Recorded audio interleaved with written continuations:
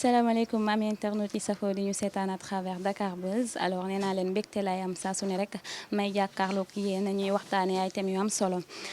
tey nag dañu fas yéenee ñëw ak yéen ci lu ñeel wér-gu-yaramu doomu aadama ñëpp xam nañu ne jamono ji bëri na ay xale yu jigéen yu nga xamante ne bu ñu tàmbalee gis mbaax infection da leen yomb tey nag docteur Meng la ñu fas yéenee àndal ci seen émission Sen Santé ngir mu àndil ñu si ay leeral docteur maa ngi lay nuyu. maa ngi lay fay. soxna Khady di nuyu ami internet Dakar Buzz yëpp di am mbégte ci dalal bi ngeen ma dalal ci ñu fas yéene waxtaan ci wér-gu-yaram plus précisément sur l'infection vaginale voilà qui est une maladie vraiment très fréquente merci beaucoup. Alors docteur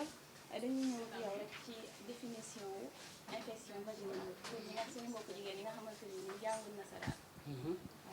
macha allah Khady mun naa ne infection vaginale tur bi rëy na lool te ñu bëri ñu ngi koy manipuler te xamuñu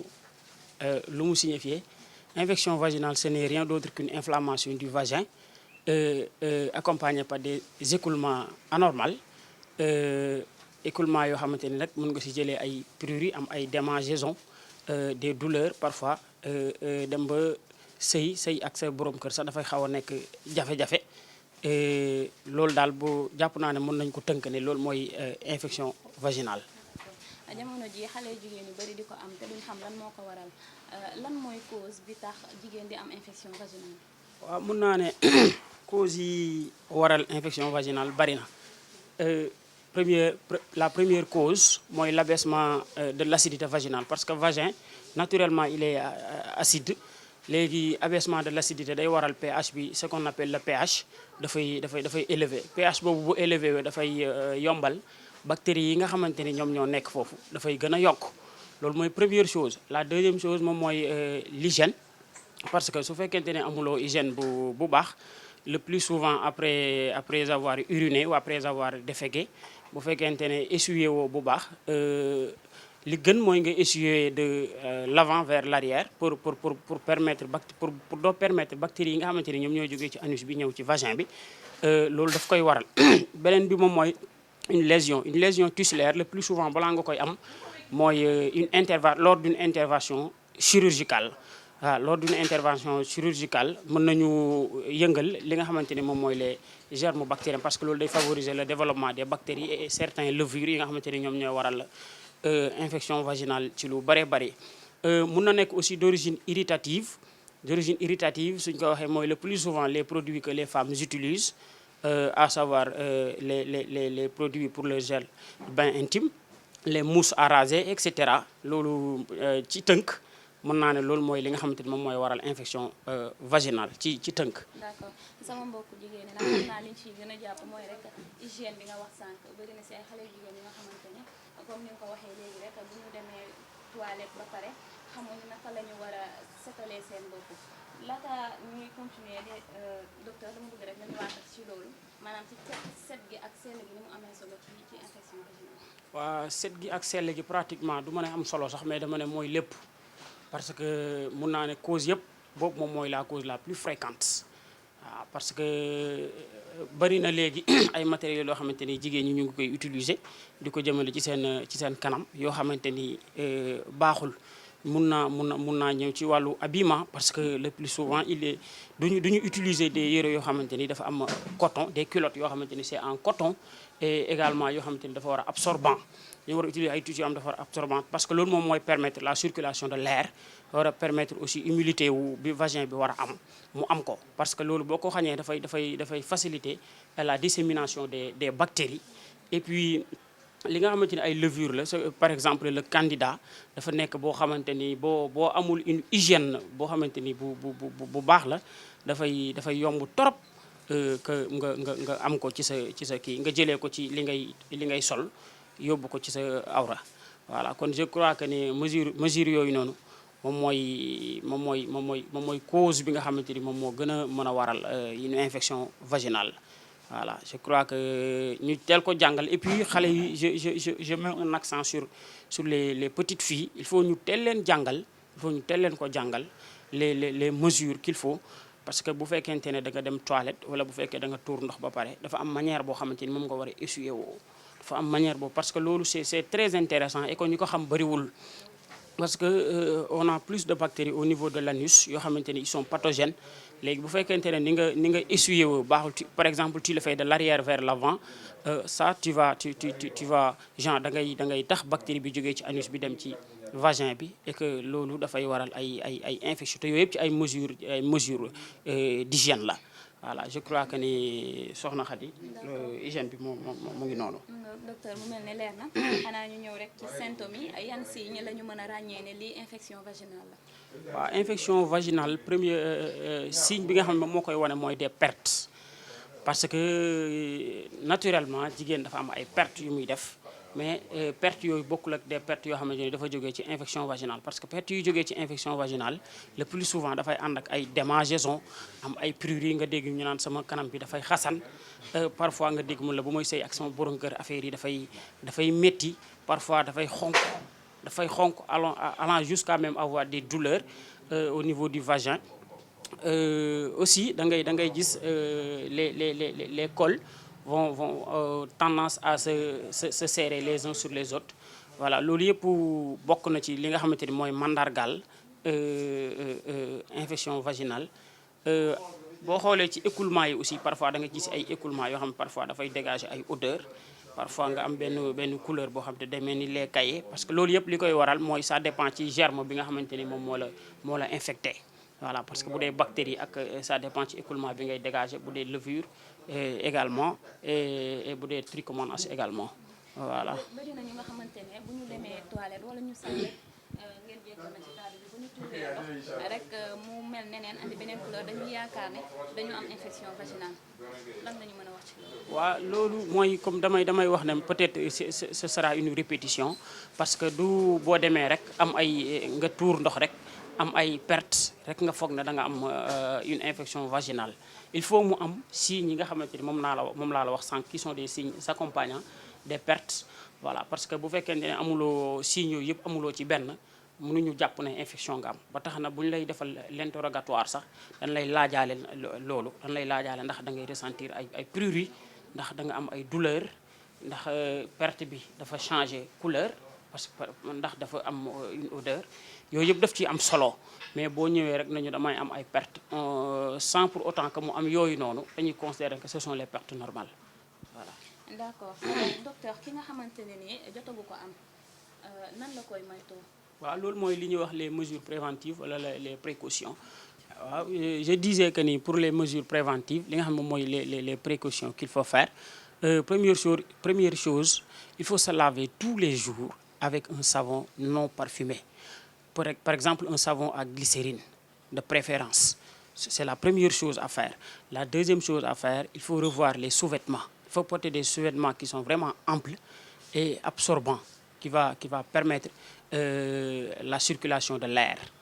Je crois que les ñaar yooyu mën naa ne bokk na ci précaution yi nga xamante ne ñoom ñoo ëpp importance boo ci tegee bi nga xamante ni sànq maa ngi la koy wax ci biir ci biir symptômes yi ci biir causes yi mooy li nga xamante ni mooy essuyer wu la manière dont on essuie chaque jour boo paree boo demee toilette ba ñëw après avoir uriné ou après avoir déféqué je crois que ne loolu bokk na ci précautions yi nga xamante ni il faut les faire maintenant bu fekkente ne symptômes yi dafa dem bay waral vous ressentez des douleurs lors des rapports sexuels on prévoit également l'utilisation des préservatifs pour éviter de contaminer l'autre. Voilà, je crois que ça ce sont les précautions qu'il faut faire. Alors docteur ki nga xamante ne ni attrapé na jàngoro bi ba pare di infection vaginale naka la mën a traité woo ba mu si. D'accord le traitement bi bu ñu ciy wax première chose à faire parce que boo xoolee infection vaginale lépp hygiène la même le traitement dañ la ciy wax il faut avoir une bonne hygiène même le traitement c'est la première chose à faire hygiène bi moom mooy solo si yëpp avant ñuy dem ci quoi que ce soit deuxième chose on prévoit l'utilisation des savons antiseptiques non parfumés comme je viens de le dire on les prévoit et en dernier lieu on va faire recours à un traitement médicamenteux Et pour le traitement médicamenteux, cela va dépendre du type de germe qu'on a. Voilà, parce que si nous avons une vaginose bactérienne, il va falloir prendre des antibiotiques. Il va falloir prendre des antibiotiques. Et antibiotiques, il y a des façons. Sénégalais, tu as antibiotique. Voilà, pour faire il s'agissant d'une vaginite maintenant à trichomonas, également, il faut utiliser des antibiotiques. Maintenant, le cas le plus fréquent, c'est le cas des levures avec le Candida albicans. Dans ce cas, il faut utiliser ce qu'on appelle des antifongiques. Pour les antifongiques, il y a des ovules, il y a également des comprimés qu'on va vous faire avaler. Et les ovules que vous allez utiliser par voie vaginale chaque soir. Je crois que loolu non sax jigéen ñi ko ci xam bari nañ parce que da ngay gis koo xam ne day daw ñëw na la dama am infection ovule laa bëgg te duñu xam nu ovule ovulé parce que si ovule yi da ngay gis façon bu nekk mun na am ovule boo xamante ni lii lay faj puis di faj li mais dañuy ñëw rek ne la ovule et que rappelons que le traitement dépend systématiquement du germe qu'on a parce que germe yi bokkul alors traitement yi du bokk et que germe bi ni nga ko mën a xàmmee mooy si écoulement yi nga xamante ni moom ngay dégager au niveau des écoulements. Je crois que le traitement bi d'une manière très ramassée loolu mooy li nga xamante ni mooy traitement bi d'une part sur l'hygiène, d'autre part médicamenteux, le traitement médicamenteux. Voilà, je crois que c'est le traitement bi voilà soxna Khady. Alors docteur lan ngay digal sunu mbokku jigéen ñi seetaan pour terminer rapidement ci li nga xamante ne ni mooy infection vaginale. waaw di leen wax na rek l'infection vaginale moom elle est vraiment là parce que boo xoolee infection vaginale dafa nekk benn problème de santé publique parce que c'est à l'échelle mondiale je peux dire parce que boo jëlee exemple des États-Unis l'infection vaginale constitue la cause la plus, par exemple, c'est l'une des causes la plus fréquentes des consultations. Parce que par an, nous voyons des millions de consultations, ils ont des infections vaginales. Rawatina nak segam nak fofu lañu gëna yaakaaré sax mën naa ne l'hygiène waxuma laak nag fii pratiquement mën naa ne chaque jour on voit des cas d'infection vaginale chaque jour. Par exemple, il y en a des filles qui viennent yoo xamante dañuy ñëw na la ah man de dama am lii damay sentir lii voilà au fil du temps tu verras qu'il s'agit d'une infection vaginale. Am na si ñoo xamante ni aussi dañuy ñëw avec une ordonnance parce que ñooñu hôpital la ñuy njëkkee mais bu ñëwee boo xoolee ordonnance bi da nga xam ne lii c'est un traitement d'une infection vaginale. Kon di leen wax sama mbokku jigéen ñi ñu góorgóorlu ci seen hygiène góorgóorlu vraiment ci seen hygiène parce que dafa am solo hygiène bi dafa am solo. waaw di xool bu baax a baax lu ñuy sol waaw seen ay yére nañu koy fóot bu baax nañ privilégier le coton nañu privilégier lu ample bëgg nañu loo xamante ni seere na ci seen kaw trop te lu seere ci seen kaw loolu baaxul loolu baaxul dafay tax affaire du humide te bu humidul dafay permettre le développement des bactéries et les levures voilà loolu baaxul bëgg nañ ko mais baaxul ci seen wér-gi-yaram te infection vaginale ñoom buñ foog ne foofu rek la yam dafa am ay complications parce que comme toutes les autres pathologies ay complications la yor voilà kon nañu góorgóorlu bu baax a baax te moytu jean ak les habits qui sont peu absorbants et qui sont serrés également nañu koy moytandiku bu baax a baax te teel a jàngal xale yu ndaw yi xale bu jigéen bu tuuti nañ leen di teel a jàngal nan la ñuy toppatooree seen bopp parce que jubbanti ca ba muy tooy ni ko olof di waxee jubbanti ca ba muy tooy. foog naa ne boo nekkee xale bu ñu la ko saxalee ci sa nopp da nga dem ba nekk mag di nga xam bu baax ni ngay toppatoowee sa bopp mais bu ñu bëggee bàyyi ba nga nekk mag ñu bëgg la ko wax di nga ko def tey suba nga def ko mais ginnaaw suba doo ko def kon nañ mbokk jigéen yi ñu ngi leen di wax ñu góorgóorlu bu baax a baax ci seen hygiène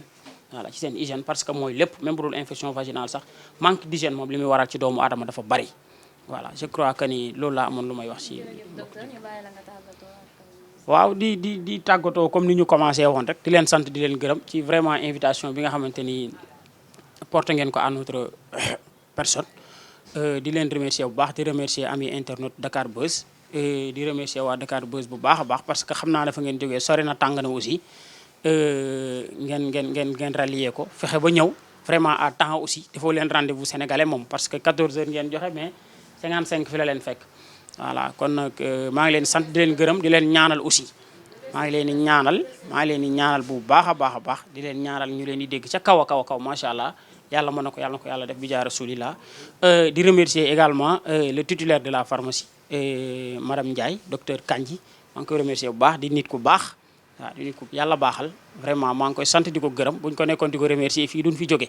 waaw kon maa ngi koy remercier di remercier également suñu employé yi nekk suñu ginnaaw waaw ku ci mel ni Fatou maa ngi koy gërëm Fatou Xuma Marème Diouf Aliou maa ngi koy gërëm Fama nekk fi wante xam naa ne léegi mu kon si gërëm naa ko di remercier encore une fois waa Dakar Buzz yëpp kontaan naa vraiment et merci beaucoup. alors ami internet yi Dakar Buzz yi ñu leen di jaajëfal ci ànd bi ak safo bi mu nekkoon li ñu leen andiloon tey si seen émission seen santé àndoon ci ak docteur Meng dañ leen di jaajëfal rek ba tey